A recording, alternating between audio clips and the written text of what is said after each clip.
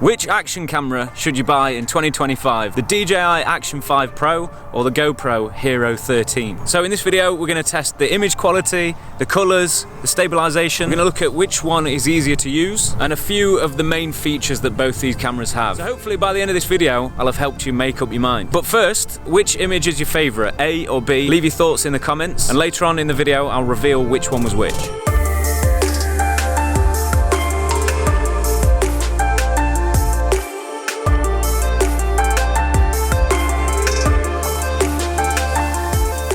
Just to let you know, I was sent both of these cameras for this video, but I wasn't told to say anything, so all of the opinions and the thoughts in this video are 100% honest and my own, just like any video that I make. What I want to do is just let you know my experience with these cameras, and I look at the things that are most important to me. Now, that's different for everybody. I just want to show you exactly what I find. So at the time of recording this video, the price of the GoPro is $399, the Action 5 is $349. So did you guess what camera was which at the beginning? Camera A was the DJI and camera B was the GoPro. Did you get it right? Let me know in the comments. Now the GoPro has a max resolution of 5.3K, which is more than the DJI, that's just 4K. But to me, the image is just overall a lot better on the DJI. The GoPro is very mushy and digital looking. I've said this before, and I don't want to bash GoPro because they're great at a lot of things, but I just don't think they're there in the image quality yet. It's like, if you look at the face, it's just very mushy and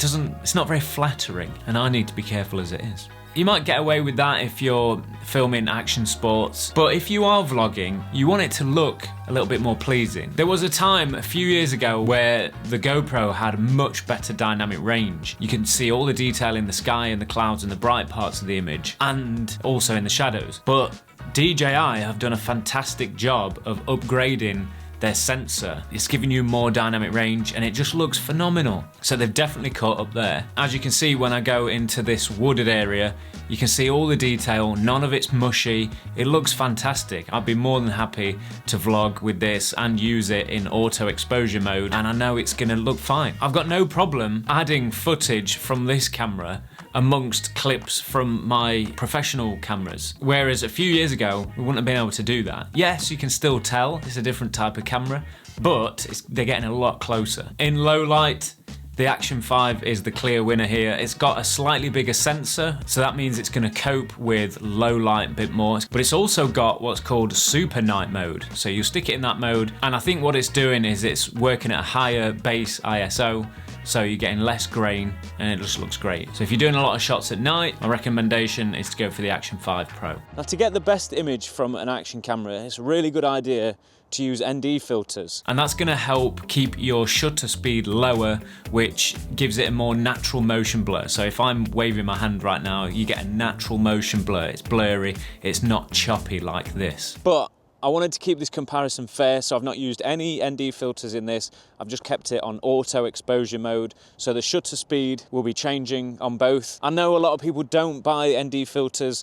They're a bit of a faff. Plus, if you're gonna go in a situation where you're in the woods like that, if you're doing a lot of trail biking, then you're probably not gonna put one on because it's gonna be too dark in those situations then. I also just wanted to show you how most people will be using it and see what the auto exposure is like in auto mode in the standard picture profile. So hopefully this will give you some idea. If you just want to go out and film, it's quicker just to put it in auto mode, and automatic shutter is better for the stabilization modes anyway. So if you're doing high speed stuff, if you're doing action stuff, just keep it in automatic shutter mode. Then we get onto the colors. Both cameras have had some upgrades in this department, which I'm excited to talk about. And this is what they look like in their standard modes. I can't really tell what it looks like on the front of the screen because it's so small. In the standard modes, they both look quite nice. I feel like the GoPro is a little bit warmer, and that's great. You know, if you're not interested in color grading and tweaking all the colors and messing about with the footage, then either camera is going to be fine for you. If anything, I feel like the GoPro looks a little bit more natural in the greens, like on the grass. But where it gets really interesting is both of these cameras now have a log profile. So if you're into your color grading and you want to make these cameras look as professional as possible, then they're both equipped to do that. If you don't know what a log profile is, is just super quick. It's basically a really flat looking profile with hardly any color. It almost looks a little bit gray, but it's capturing more information, more color information, more shadow and highlight information. And you'll just put what's called a conversion LUT on top to bring the colors back. And then you can push and pull those colors and the shadows and the highlights to wherever you want it to look. So you've got complete control over your color grade. And this is where the DJI really shines, because the colors in that log profile are phenomenal. They look fantastic. So that's the hands down winner for me. The GoPro, just the image just isn't there for me, unfortunately, which is a shame. And also, it's just a lot more consistent. Sometimes the GoPro looks great, colors look really nice. Then in other situations, they don't. It requires a little bit more color grading. Whereas on the DJI, you know you're gonna get consistent colors. This is what the GoPro looks like in log mode. So if you don't mind color grading, this is what the colors are gonna look like. A little bit of look correction, and then some adjustments and you're good to go. And this is what the DJI Action 5 Pro looks like in log mode. Which one's best here? So if you don't like color grading and you don't want to mess about with color grading and stuff like that, then it might be worth choosing which one you think looks the best in the standard modes, because then you don't have to faff around with all that stuff. And you can still grade them a little bit if you want to. If you're trying to make action cameras look cinematic or as professional as possible, I actually did a video up here. It's definitely worth checking out because I show you all the settings that you should use, a couple of extra bits that might come in handy, and what you can do in post to really bring out the best of these cameras. Now, I've got a bad back, so I've enlisted Danny Boy here. Who's also got a bad back. Yeah, but he's younger. Younger. That's it. So he's bought his bike. We're gonna go down some trails on these and get some stabilization tests. Both cameras are extremely smooth. So I was using Hyper Smooth on the GoPro and Rock Steady on the DJI Action 5 Pro. Look how much Danny Boy's hands are wobbling on the handlebars. You can see how much that was vibrating down that hill on the bike. But both cameras did an exceptional job of smoothing that out, and it looks really natural. The only difference is, I noticed on the GoPro, it did this almost auto digital correction thing where it was like moving the frame round within the frame, and it just wasn't very natural. It's distracting from the actual shot itself because you can see it moving around. And I don't know what they've done there, because GoPro were great at this stabilization. So for me, the winner here is the DJI Action 5 Pro for stabilization. And also, it seems to keep the full width of the frame better than the GoPro. As you'll see, a lot of the shots are much wider. Both cameras have options for slow-mo. The GoPro has burst modes up to 400 frames a second, but you do lose resolution. It goes down to 720p. The Action 5 Pro also has some extra slow-mo options if you're into that sort of thing. But you know, there is a compromise on quality there, because you're going down in resolution and it just becomes a little bit mushy. But loads of fun nonetheless. Because a lot of people will be using these to vlog with or just as their everyday camera, you probably want to know how good they sound. It's quite windy, so I have not got an external microphone on right now. The wind's blowing this way, so it might be not coming through as much, so it might not be as bad. But if I turn this way, what's that like? Because the wind's directly blowing at it right now. So this is what the GoPro audio sounds like without an external mic plugged in. It sounds windier this way. So this is the Action 5. This is what it sounds like. This is the audio from the Action 5. I'm facing the wind. It's very windy coming this way. So I don't know if the mic's going to pick that up or if it's going to be worse this side. This is what it sounds like without an external microphone attached to it. If you did want better audio, you can actually connect the DJI Action 5 Pro to one of these DJI microphones so you can get nice clear audio. Plus, you can get shots like this where I'm actually away from the camera, but I've still got good quality audio because I've got my wireless mic here. And I don't have to hold it like a hipster. I can actually put it on there and no one would know. And I've got hands-free. This is what the DJI Action 5 microphone sounds like in a controlled environment. I'm inside right now, as you can tell.